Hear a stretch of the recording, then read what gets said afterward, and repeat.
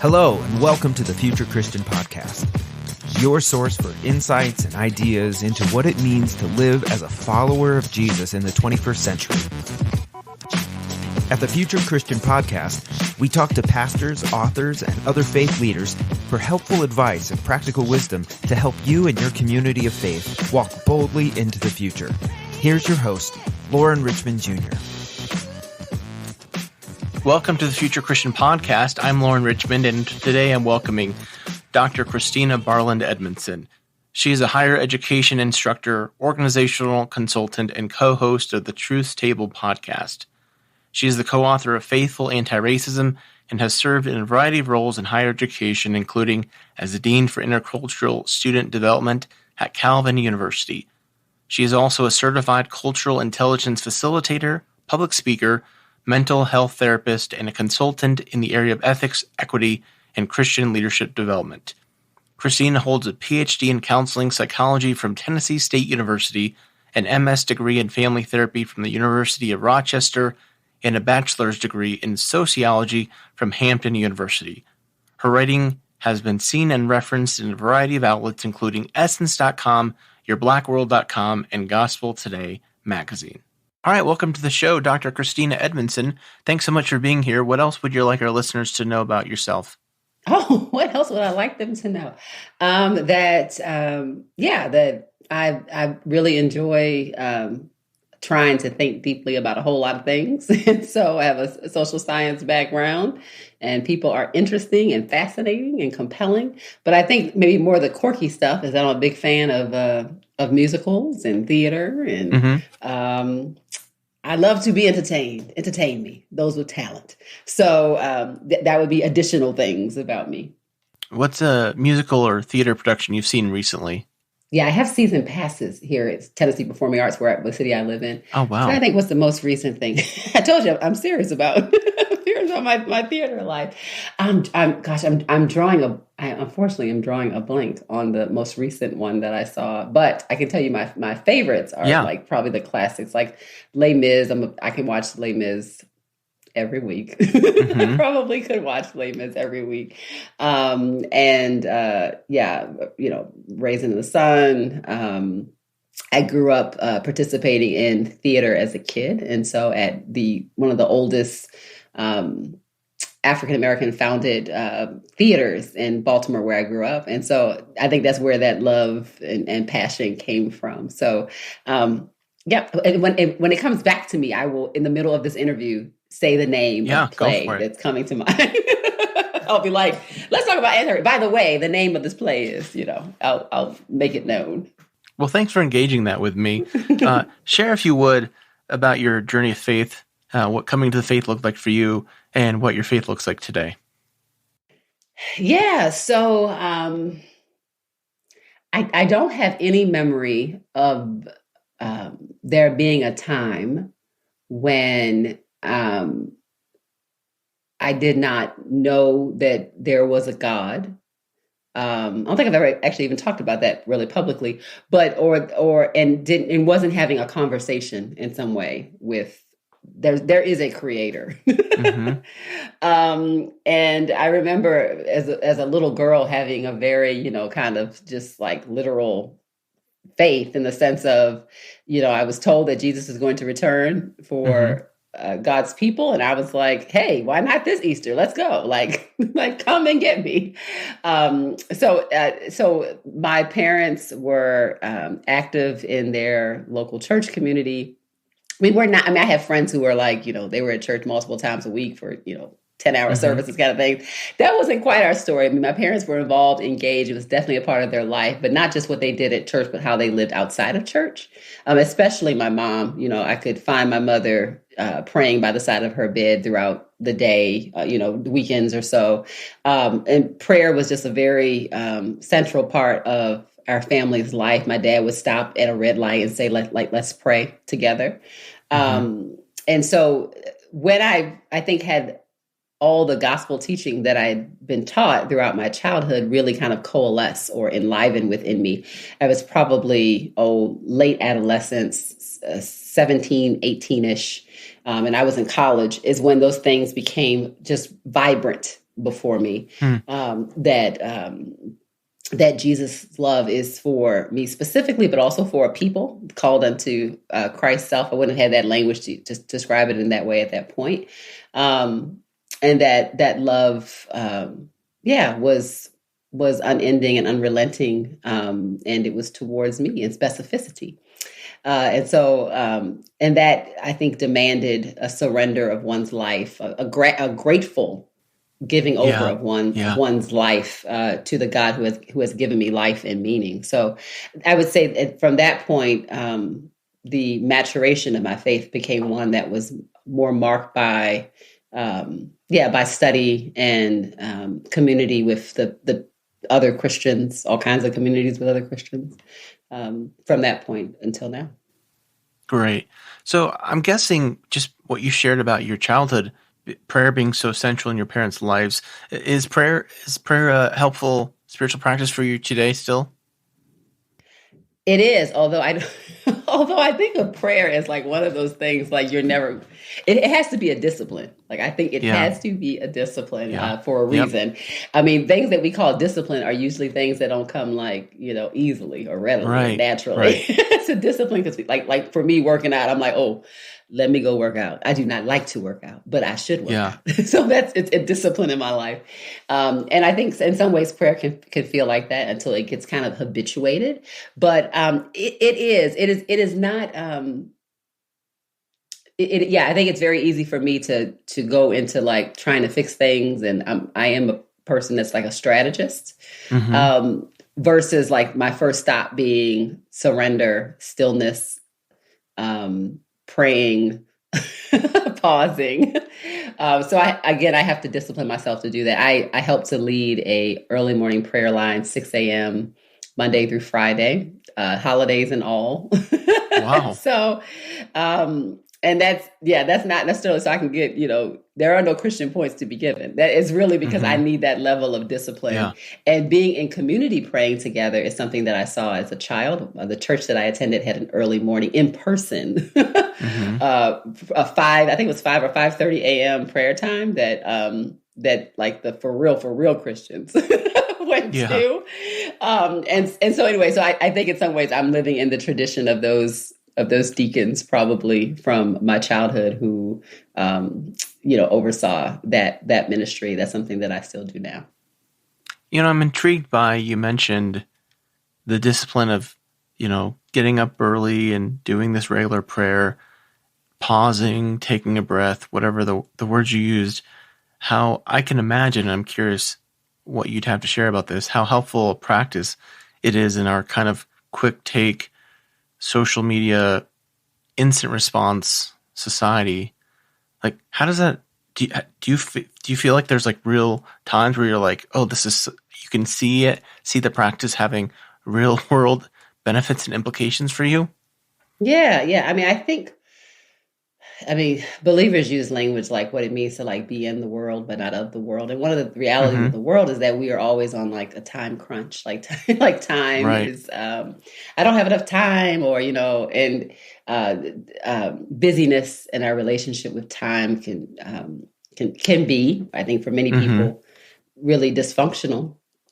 And yet I think our identity as believers is that we are on an eternal trajectory, not on a time crunch.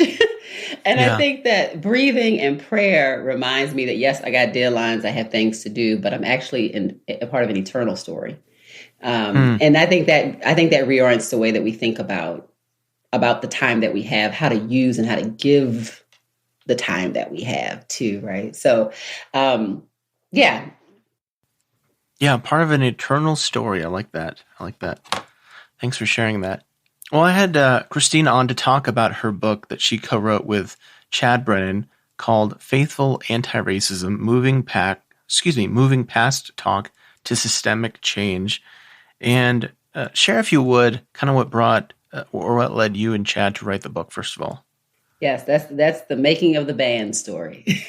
So I got the pleasure to work with Chad Brennan some years back. I guess it wasn't maybe 4 or 5. It's pre-pandemic, so time has become a weird thing since the pandemic in my memory. But Right. But we were invited to an event along with several other people. It was still fairly small, maybe it was probably under 20 people, by Brenda Salter McNeil, who is Dr. Salter McNeil is an academician and a clergy member who has done work around racial justice and reconciliation from a Christian standpoint for many, many years. And I had not met her before, but I was invited to come out. I think she had mentored Chad, I think, at some point as well.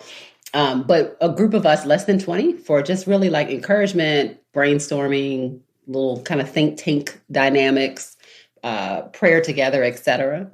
And that's where I really got to meet both Chad Brennan, Michael Emerson, and some other researchers who were there. And we began to just talk about, where we are, like our respective places of working and serving. And from there, we continued dialogue. And the body of research that both Chad, Michael, Glenn Bracey, and others were working on, both this really extensive quantitative and qualitative research project was underway, and I had the opportunity to kind of speak into that about some question design and some of those pieces as well. But they really did conduct this huge project, and it was bringing to bear lots of fascinating data that could be used, explored, understood. And Chad reached out to me after having other conversations just about research questions and to see if I had an interest in writing a book. And the book that we would put together would be a little bit different than maybe some of the other people participating in the research project. So their books are written from an academic vantage point solely. And whereas we wanted to write a book that would, the first audience for the book are people who identify as Christians, people who are like, I read the Bible, I pray, like those types of people. And so that's the audience that we wanted to bring to bear, a whole host of disciplines to talk about anti-racism with them together. So I agreed to that project, and then we started working on it, and we put a whole lot of things in the pot. And made quite the dish together. Yeah. I was impressed by the different research and the data points you had about different from respondents around different topics. I thought that was very impressive. So even for that alone, I thought the research collected was very impressive. There's several things that, of course, that stand out in the book, and to me, one thing that I really highlighted was you kind of share your own story, if I remember correctly, as a child about you write that you believe there were not that many white Christians in America because they couldn't be connected to the Jesus I knew. And that really just hit me right away reading that. Yeah. I mean, when I wrote that, it wasn't necessarily to like, kind of like, to shame or to like pinch. Right. It was really honestly a sense. One, it speaks to, I think, the hypersegregation of the church. But also I think I had been introduced to, and Jesus, when we think about Jesus, all of our cultural backgrounds and our own stuff causes us to project into who Jesus is, right? So all of us do on an individual, but also on a cultural level.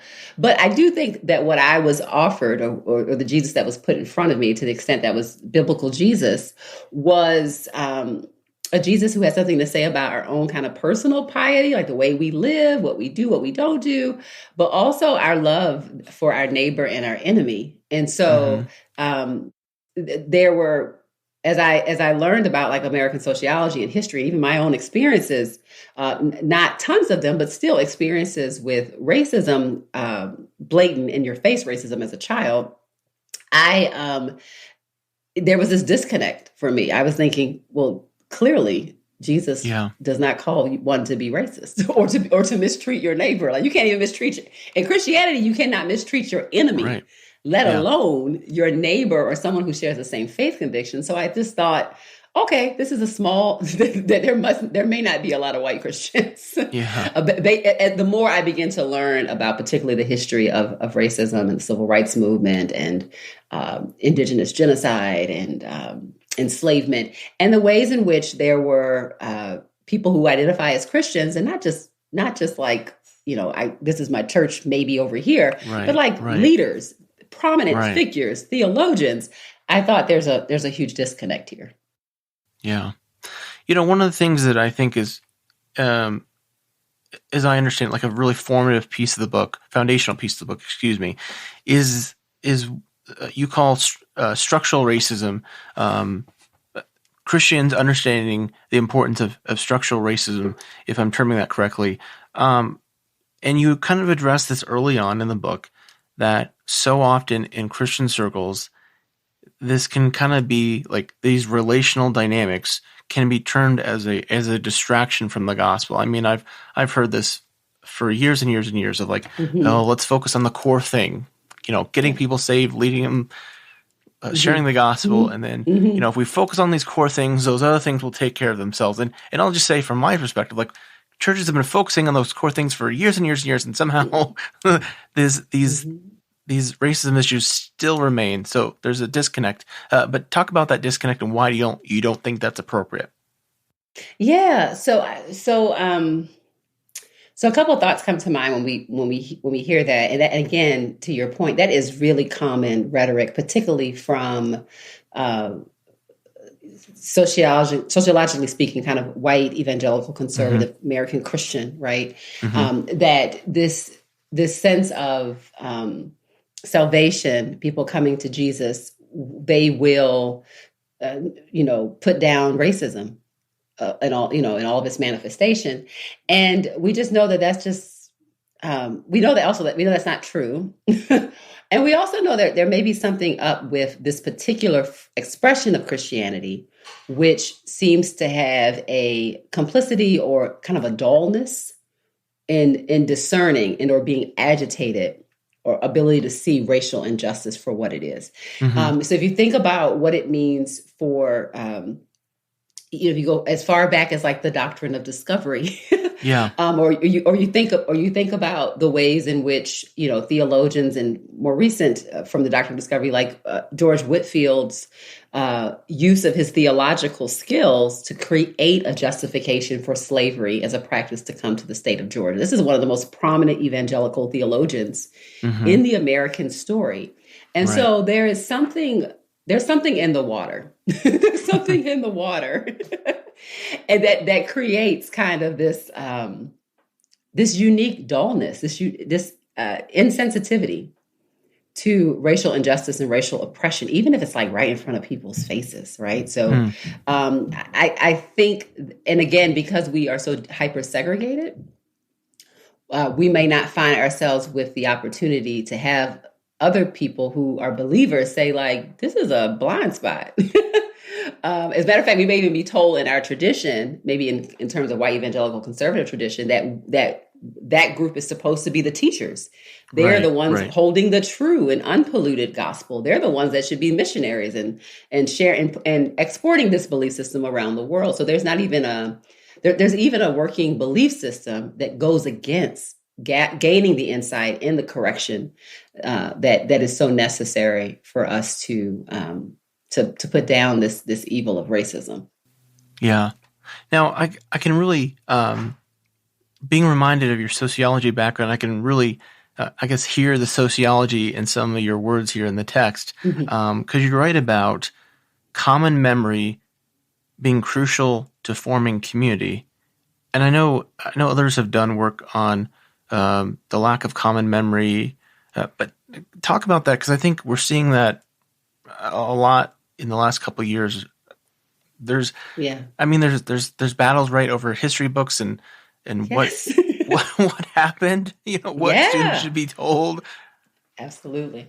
Because it really matters. That's not superficial. You can see how powerful it is. I was sharing with someone recently about the Daughters of the Confederacy. So this group of women who are a generation or more out from the Civil War, and really they have this charge to uphold the memory of Confederate soldiers who died in the Civil War. And again, we can credit them with a significant amount of the Confederate statues and, all around the United States, for example. But that's not the only thing they did. It wasn't just the statue work they did, but the way in which we're socialized and shaped, because one of their most impactful behaviors was what they did in regards to the education system. So one of the reasons why you talk to people who are still looking at the Civil War, like, who's still on the side of the Confederacy in 2022 as it relates to the Civil War, is because one of the things the Daughters of the Confederacy emphasized, and they used their influence through the school systems, through not just in the South, as much as they could throughout the United States, was to promote some specific ideas. One of those is that slavery was not that bad, and that most enslaved people were treated like family. So that almost sounds like a talking point. And the reason why is because it was one of the few talking points that was emphasized. And then also one of the biggest ones is that the Civil War was not about slavery. So that was that's one of many talking points that were reinforced all the way up into the 1970s in textbooks in the United States of America. So we have there's a socialization process. And so textbooks are real powerful. The Daughters of the Confederacy knew that textbooks were powerful, and they still are. They still are powerful. What does it mean to have a textbook today in 2022 that does not talk about the history of Reconstruction at all? That might say, like, the Emancipation Proclamation happened, Abraham Lincoln set the slaves free, and everything was great. Yeah. So that today in 2022, when you talk about there's still racial injustice, people are like, what do you mean? There was the emancipation, or there was Dr. King, there was a civil rights movement. So nobody actually talks about what happened in the late 1800s when the Emancipation Proclamation went forward, and the ways in which there were more Black senators then than there are now, and how that came to be. And the founding of the Ku Klux Klan, the over 5,000 lynchings in the country, the targeting of Black neighborhoods and businesses for eminent domain. So there's a long, long history, and I'm just speaking about a slither of Black American history related to racial injustice, and not even the full scope. But if you give one sentence to it, one page to it, then it helps to cement the ignorance, right? And it's an ignorance that some people are actually even attracted to, right? Because when we have to reckon with the realities of history, it can cause us not to feel good, right? Right. Because it doesn't feel good. So there's a psychology term, strategic ignorance, right? Where it's like, don't tell me the stuff that I don't want to know, right? And I think if you have power and you have strategic ignorance, you can shape textbooks and the media and all kinds of things to reinforce practices and ideologies that don't cause these kind of identity crises and existential crisis, and it doesn't rub up against American mythology. Yeah, so it's funny because I remember even as a kid, and I went to Christian school, being taught this in the textbook, I swear, like, oh, Robert E. Lee was a swell guy who just was, he didn't really want to do it, but he was a Christian and signed up for the cause, just to support his fellow countrymen. And then going to Bible college, there was the guy from the South, and he's like, states' rights, states' rights, states' rights. And I was like, what are you talking about? The right to own slaves. Yes. Yes. So it's well cemented for sure. Yeah. But that strategic ignorance, I mean, we're literally seeing that being propagated current day. And maybe forgive me if I'm asking too much here, but I mean, what do Christians do? What do you advise churches, Christians, people who are trying to faithfully follow the way of Jesus in light of these things? So, one thing I try to remind people that is there is enough grace to tell the truth. Sometimes when we avoid truth, it to me is an indictment about what we believe about grace. And we can actually take an honest look at, in the case of we're talking about focusing on the states alone of the United States history, we can actually tell the truth about it. We can tell the good stories, but we can also tell the really disturbing and painful stories and their present day outworkings and consequences. There is enough grace to tell the truth. And if the people who claim to be the people of grace, who have been shaped and born again by grace, if they won't tell the truth, right?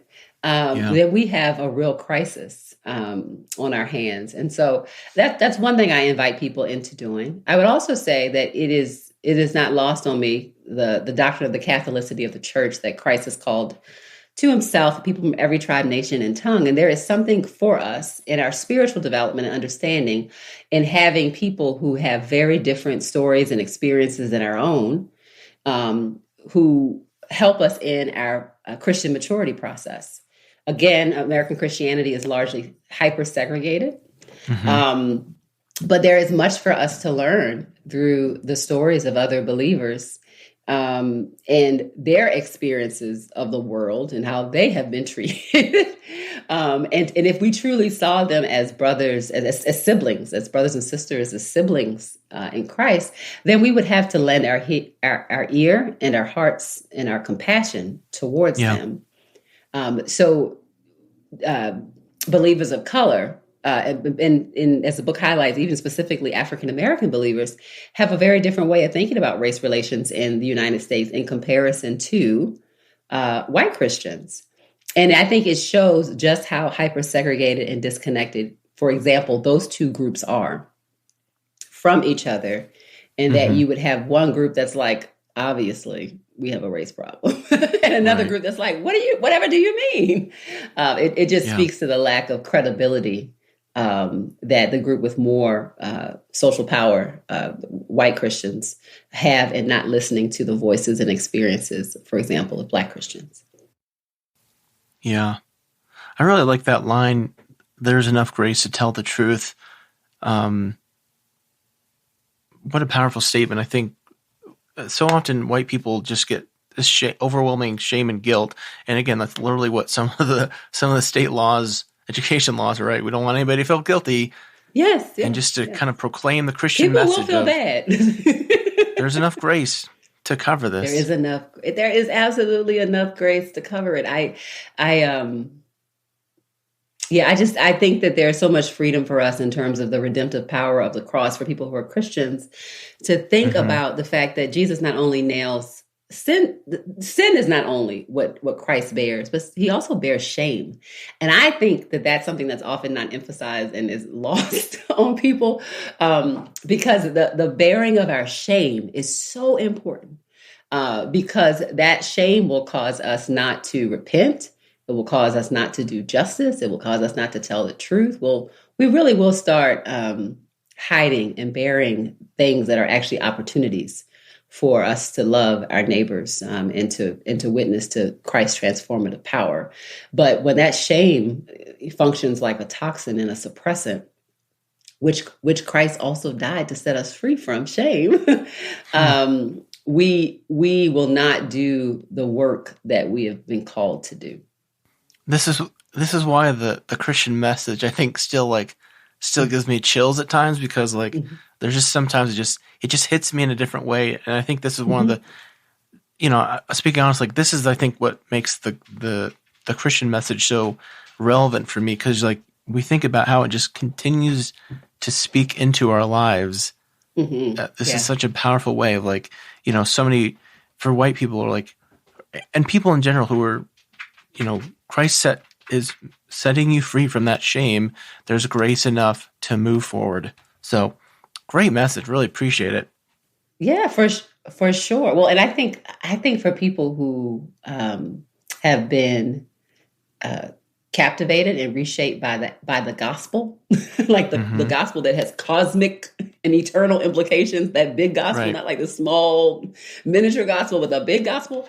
I think it is like a diamond, like that. It picks, it has all these details and as you grow in your faith, you never grow from being amazed by the beauty of the gospel.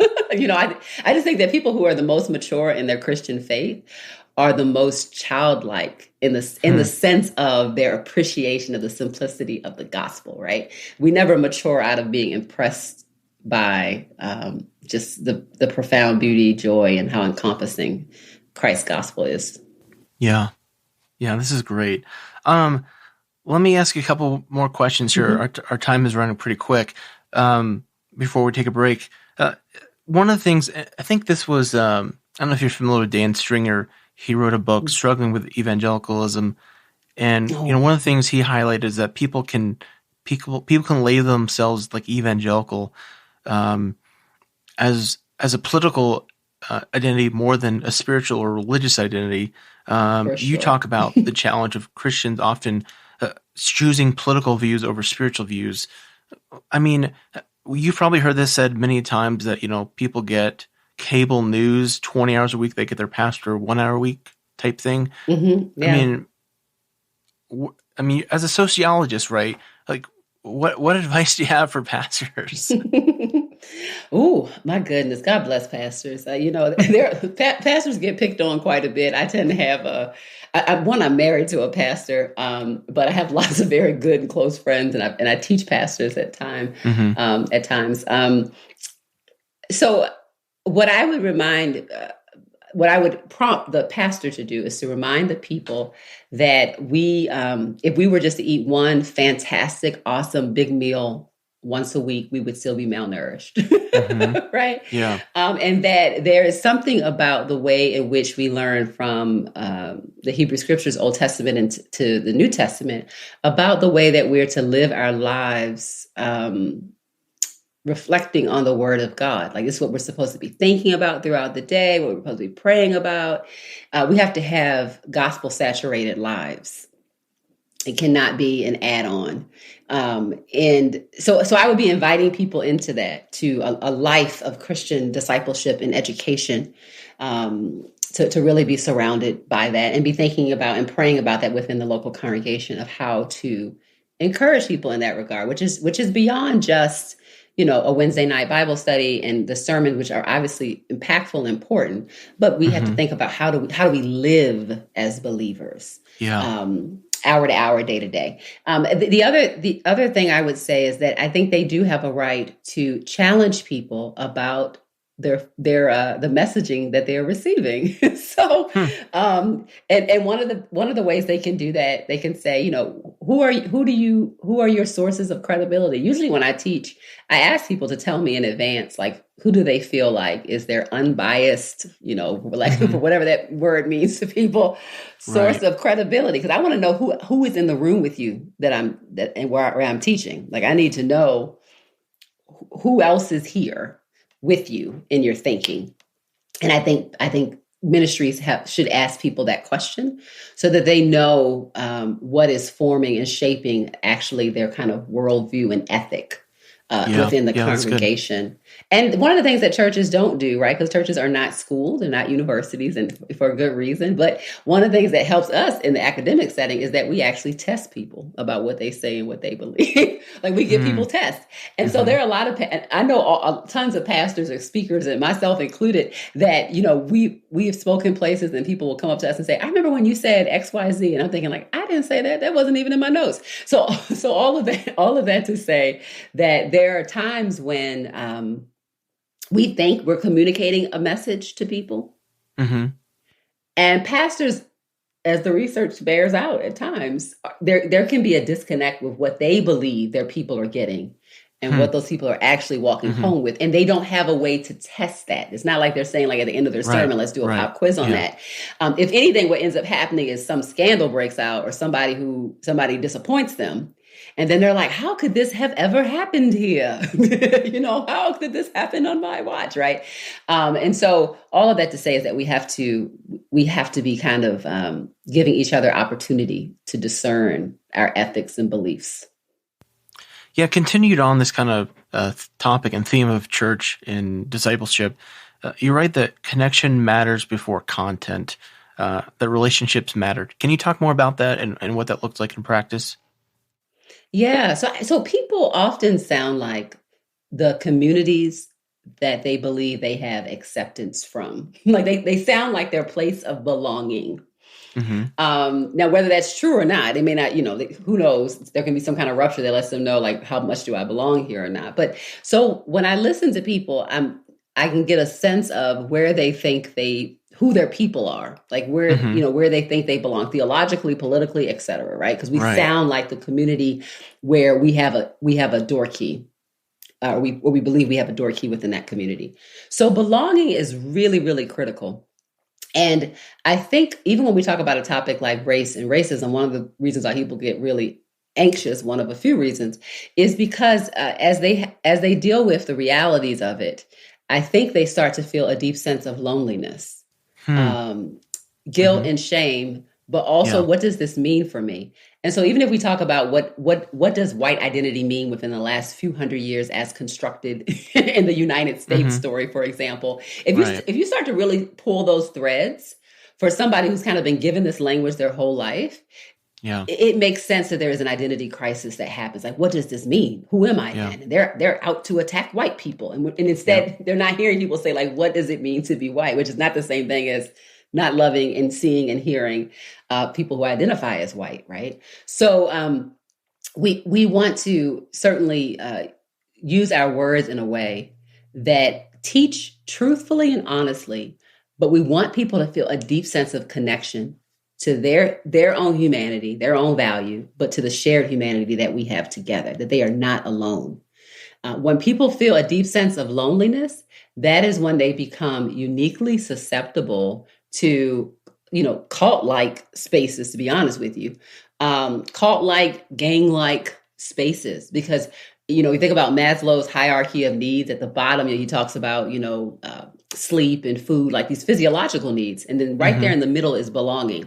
But I would respectfully push back on Maslow's hierarchy of needs and say that belonging actually comes before sleeping and eating, because there is no sleeping. There is no sleeping or eating. If you think about how we come into this world, we don't feed ourselves. We don't lay ourselves down to sleep. We have to have belonging. We have to have some kind of parent, some kind of guardian. We have to have community to even get our physiological needs met. Yeah. So belonging is so crucial. And if we think about this from a theological lens, it is God who looks at God's creation and says, after saying all the stuff was good, this is good, this is good, this is good. You know what? It's not good. For humans to be alone. God says that about God's and God's creation. So that belonging is so critical. So in learning, particularly learning challenging things that will rock us at our core, rock our sense of American identity or our own identity or our faith convictions, we are going to need to create the space where people have a deep sense of belonging as we share content.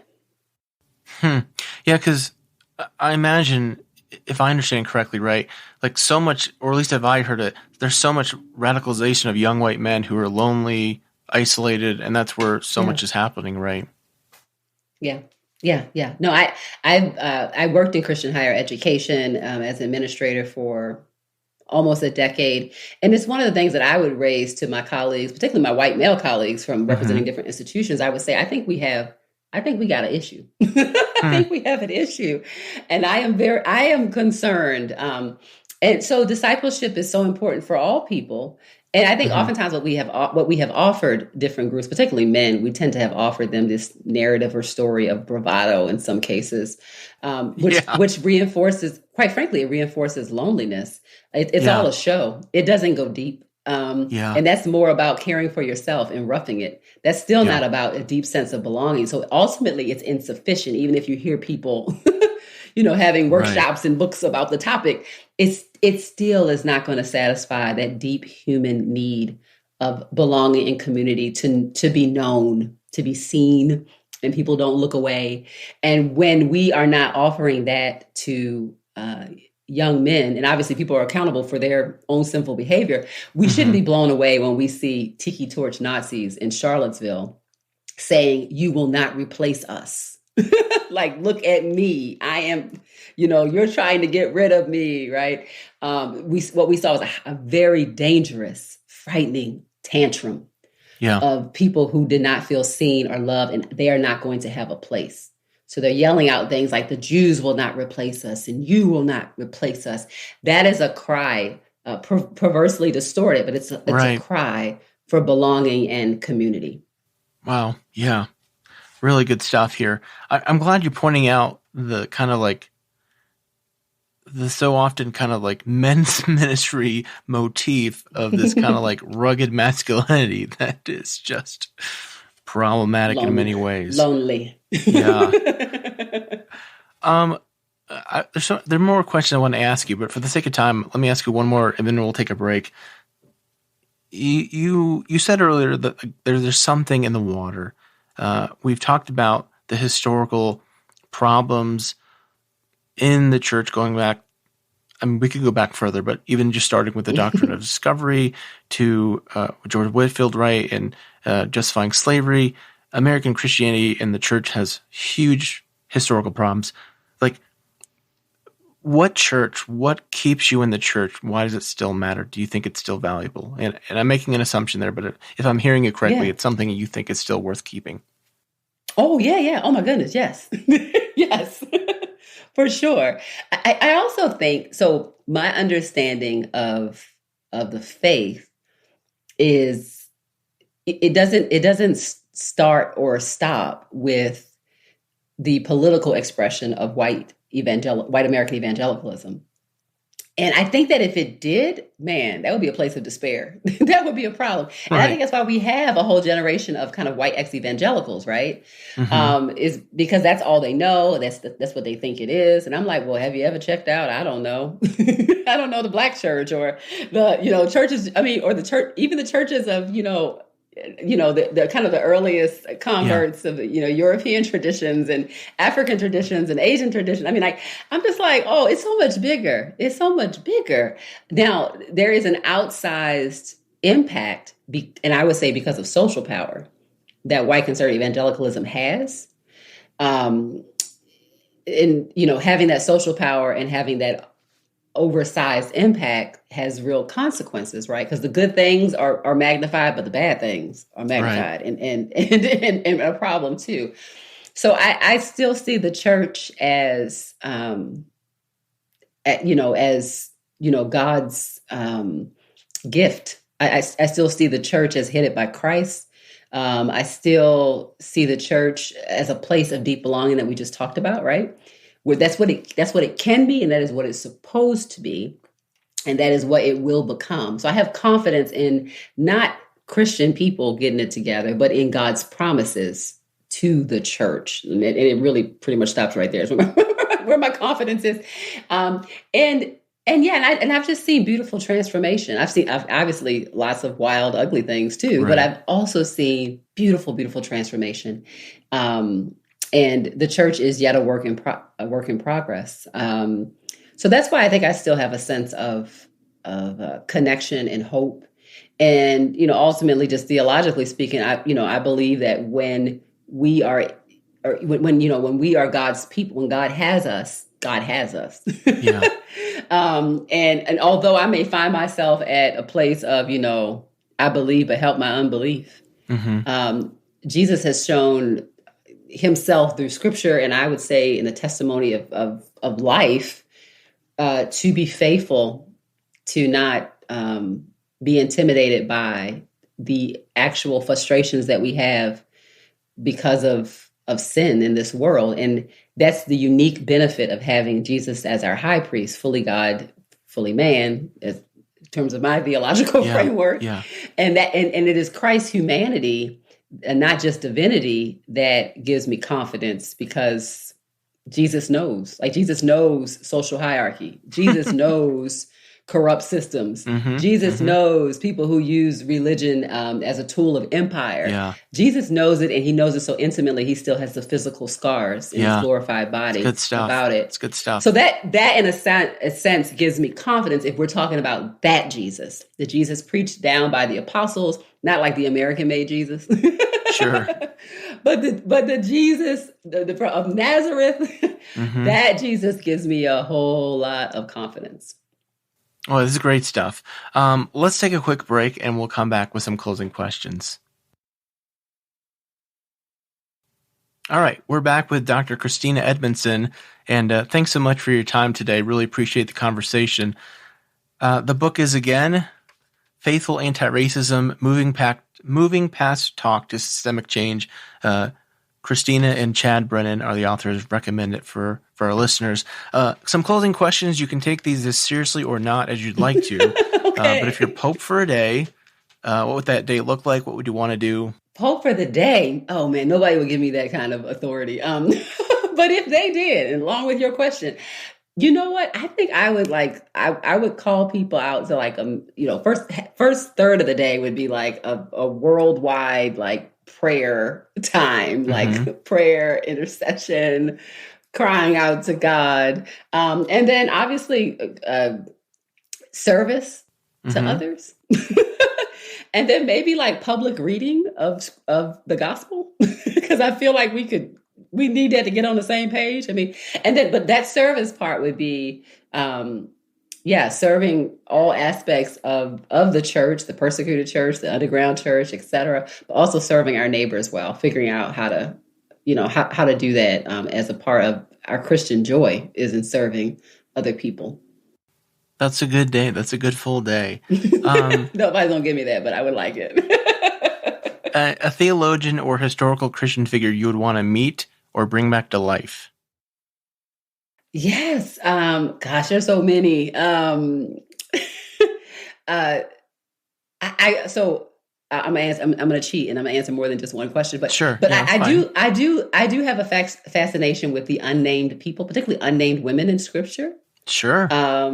Right. So whether it's, widows and just people who are just kind of unnamed, but are highly impactful to the redemptive narrative and story. I want to know them by name. But in terms of more recent American history, I mean, I would love to meet someone like Harriet Tubman, who again is an example of a person whose resistance to racism and injustice, and even implicitly sexism, was rooted in these palpable convictions about God and God's love for her and God's redemptive story.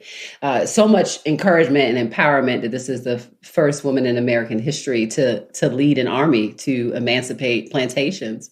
I mean, this is an amazing woman. Talk about a woman of biblical character. So I would love to meet her. And she ended her life. I think the story is that she planted a garden, she married a younger man, and she adopted a daughter. What a lovely, what a lovely life. So I would love to glean her wisdom and her stories of perseverance and survival. Fabulous. Yeah, that's good. What do you think history will remember from our current time and place? Oh my goodness. I think history is going to look back and go, duh, it's right there. Y'all didn't it's like the dancing frog, when you're, so that, I don't know if you've ever seen that cartoon. It's like when the person who's he's dancing. Don't you see him dancing? And when everybody looks at it, he stops dancing and he looks like a regular. It's like, this is like animal. old Looney Tunes or something, right? Yes. But to the person who can see it, exactly, to the person who can see it, he's dancing all the place. He's tap dancing. He's got a cane, everything. And I think that in the present moment, too many of us are like the person who's like, I don't see anything dancing. But in the future, people are going to look back and say, dancing is happening all over the place. In other words, there are great opportunities for relief of social injustice. There's great opportunities for truth telling. Things are closer than they appear. And yet, I think we're no, I don't see anything happening. So yeah. I'm hoping that's not what they say about us, but I think that's what they might say about us in the future. Yeah. What are your hopes for the future of Christianity? Yeah. Well, my hope is in Jesus. Sociologically speaking, I expect for people to do what they have done throughout a significant part of history, unfortunately, which is for Christianity to kind of be used as a way to amass social power and political power. And so I think that is what we have before us and what will continue without revival or intervention, expressions of God's grace. I do not think that God is intimidated and that God's plans are not confused or thrown off or derailed by our nonsense. But I do think that that's one of the things that is going to be happening. It is an opportunity, though, as people are the ex-evangelical movement and as people who are, passionately calling themselves Christian nationalists, it is an opportunity for there to be clarity about the gospel and about the people of God, who from the very beginning and the founding of the church have been kind of this minority ragtag group that's kind of weird to everybody. It's like, oh, they're taking in children that people throw away.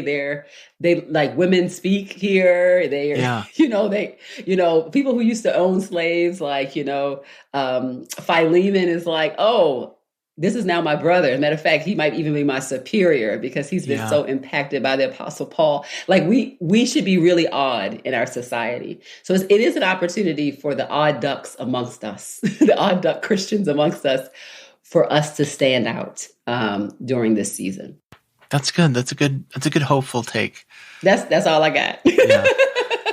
Well, thanks so much for your time. I really appreciate your conversation. Tell our listeners where they can find out more about you, connect with you, those kind of things. Yeah, for sure. So I'm still on Twitter. Didn't run away quite yet. So it's at Dr. C. Edmondson. That's my handle there. So you can see my musings and my thoughts, and they're all over the place, from a little psychology, political science to, prayers. It depends on how I'm feeling at the moment. No rhyme or reason to my Twitter account right now.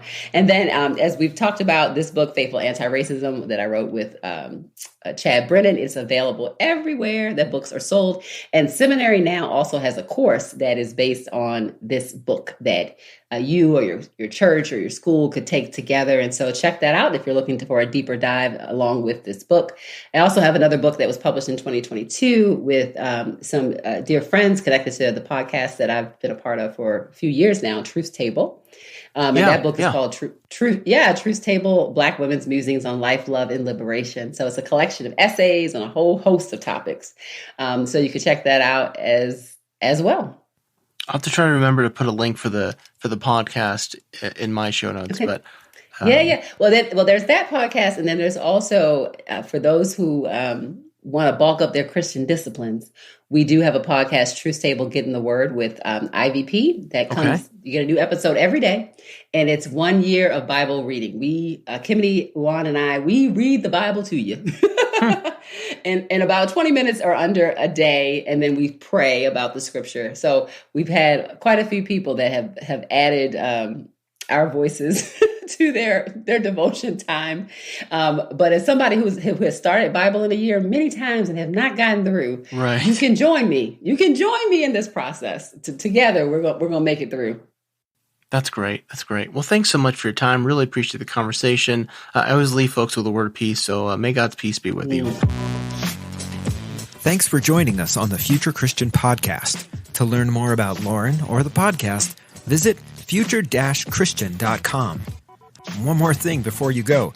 Do us a favor and subscribe to the podcast. And if you're feeling especially generous, leave a review. It really helps us get the word out to more people about the podcast. The Future Christian Podcast is a production of Torn Curtain Arts and Resonate Media.